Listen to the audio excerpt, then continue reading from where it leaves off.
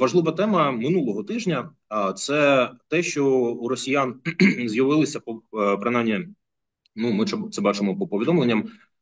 Певні модифікації ракет Х-101, зокрема те, що в них збільшили бойову частину та зменшили частину палива. Тобто вона може літати менше, проте вражає сильніше. Цікавить ваша думка щодо того, навіщо взагалі була така модифікація, чому вона з'явилася саме зараз, та яку небезпеку потенційно вона може нам нести. Давайте почнемо з того, що взагалі заява про цю модифікацію і наявність підтверджуючих даних по цій модифікації треба уважніше дослідити. Чому? Тому що якщо ми кажемо про, наприклад, відео, яке ми бачили, коли Шойгу відвідував завод Радуга, там зазначалось, що збільшили корисне навантаження з 450 кг до 800 кг. Тут я би зазначив, що 450 кг має лише калібр щодо корисного навантаження. Ракета Х-101, Х-55 або Х-555 має корисне навантаження лише від 200 до 400 кг. Знову таки, якщо ми кажемо про зменшення кількості палива, але збільшення вибухової частини, давайте не забувати про те, що це суттєве навантаження на нос ракети. Тобто треба доробляти певні, наприклад, там крила якісь, які би компенсували би велику вагу на носу ракети, тому що знову ж таки паливо воно поетапно спалюється і рівномірно розпространяється, тобто є певний баланс. Далі ми бачили, наприклад, ракети Х-555, коли на них додавали, наприклад, паливні баки там загальною кількістю на 260 літрів, то додавалися маленькі крильця на носу ракети. Тому є певні сумніви щодо реалізації цього проекту взагалі. Знов таки, чому? Тому що ми бачимо проблему з боку Російської Федерації щодо використання стратегічної авіації. У них зараз головна задача, і на цьому відео Шойгу це підкреслив, у них зараз головна задача збільшити дальність дії ракет малої і середньої дальності, які можуть нести тактична авіація. Чому? Тому що стратегічна авіація Росії знаходиться в активному експлуатації, але ресурси обмежені. Росія не може будувати нові стратегічні літаки. Якщо ми бачили ті 4 нові Ту-160, то це просто ремонт глибокий і додавання там певних елементів для створення імітації оновлення сучасності.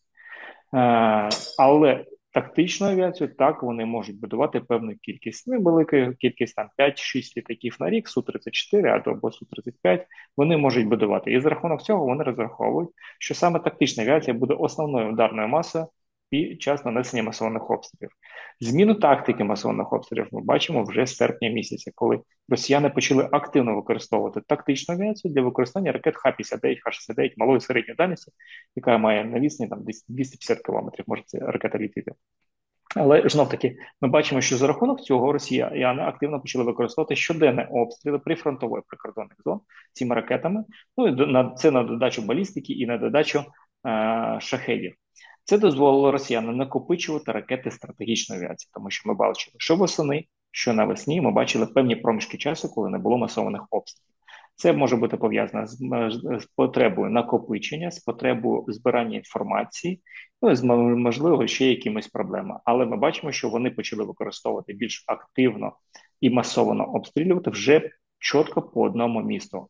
Останні 4 масованих обстріли ми бачили, що були застосовані спочатку по Києву, потім Дніпрогес, потім Західна Україна. Тобто вони, не маючи очей, тому що А-50 у них зараз немає, вони підняли старі дані, по яких маршрутах вони літали і обстрілювали. Ми зараз бачимо, що ракети роблять менше пируетів, вони летять чітко на точку, тобто вони розуміють, що не мають гарно розвідуваної інформації, за рахунок цього відправляють чітко на точку велику кількість ракет для того, щоб все ж таки пробити протиповітряну оборону. Вони достали зараз циркони, які теж потребували ще доопрацювання, і звісно, що вони цим лише тільки зробили цей вік поганіше, тому що висвітлили ракету і небоєздатність, а небоготовість до експлуатації.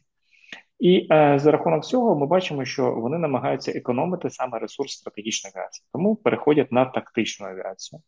Ну і це оця комплексний такий підхід. Ми бачимо інформаційні вкиди щодо використання цих ракет Х-101 з подвійною бойовою частиною. Тут слід зазначити відео, фотографії, які з'явилися з бойової частини, вони опубліковані були на безіменному телеграм-каналі, тобто анонімному телеграм-каналі.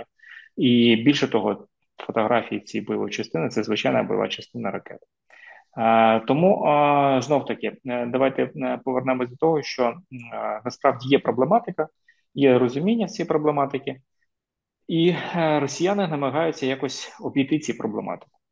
Тобто вони за рахунок того, що там ми бачимо, що інформаційна складова йде, і, наприклад, про використання ФАП 3000, які насправді, окрім стратегічних літаків Ту-22М3, не зможуть підняти жоден літак, який у них не є в наявності. Ну, разве якщо вони музейні експонати Ту-16 знімуть. Тому знов таки, якщо навіть вони будуть використовувати ФАП 3000, то це безпосередньо вільно падаюча бомба, тобто треба будете заходити в зону протидії протиповітряної оборони, навіть простих звичайних радянських старих класичних систем типу БУК. До речі, Ту-22М3 був збитий БУКом під час російсько-грузинської війни грузинами. Тому вони мають досвід, що ці літаки нищаться дуже легко. Якщо будуть додавати, наприклад, модулю МПК, то з цим модулем ця бомба просто не влізе в бомбовий відсік літака Ту-22М3, тому що вона там є певні обмеження.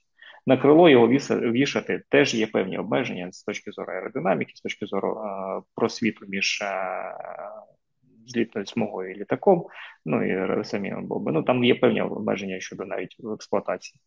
Тому насправді це більш інформаційна війна. І ми будемо дедалі більше бачити від них таких інформаційних кидів, які би налякали. Ну і ми бачимо, що взагалі тактика обстрілів останнім часом відбувається по принципу такого розлюченого терориста, який гатить будь-куди, аби більше нанести такі жахаючі удари.